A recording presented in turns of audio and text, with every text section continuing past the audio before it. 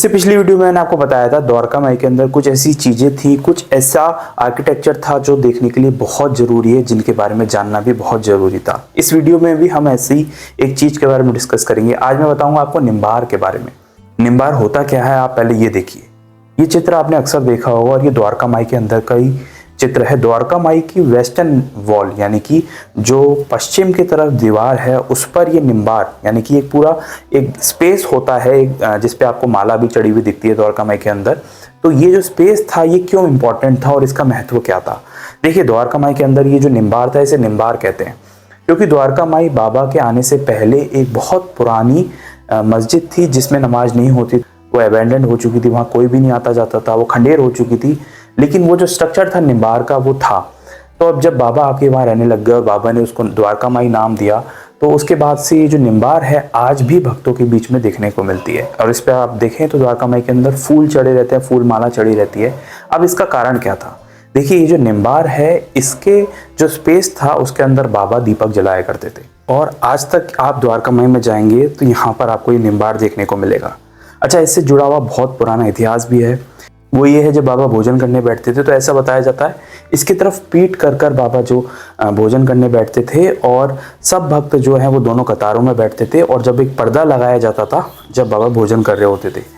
और ये भी कहा जाता है कि जब बाबा विश्राम कर रहे होते थे तो कई बार इससे टिक कर भी बाबा बैठ जाया करते थे।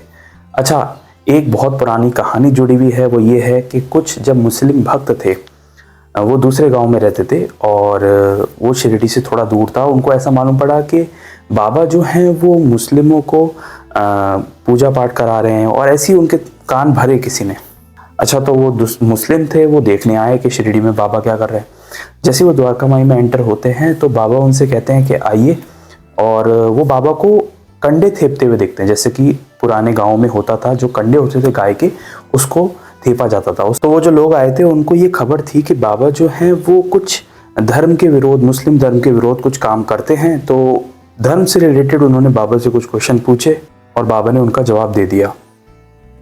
अच्छा, हुआ ये कि उनका नमाज पढ़ने का समय हो चुका था तो बाबा ने उनसे कहा कि आप कहीं और जाके नमाज पढ़ेंगे, उससे बढ़िया आप यहीं द्वारका माई में नमाज पढ़ लीजिए। तो वो सब लोगों ने सोचा कि यहाँ पर गाय के गोबर से कच्चा फर्श जो है उस पे थोप रहे थे और उसके बाद फिर बाबा कह रहे हैं कि यहीं पर बैठ के पढ़ लीजिए, तो लेकिन जो हमारे साफ सुथरे कपड़े हैं वो गंदे हो जाएंगे।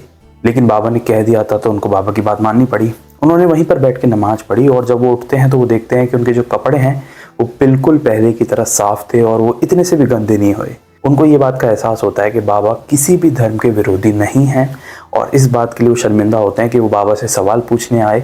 तो फिर उसके बाद वो वहाँ से चले जाते हैं।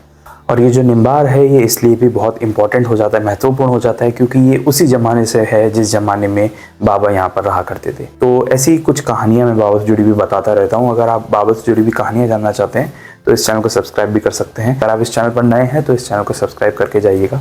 मिलेंगे एक नेक्स्ट वीडियो में, तब तक के लिए ओम साई राम।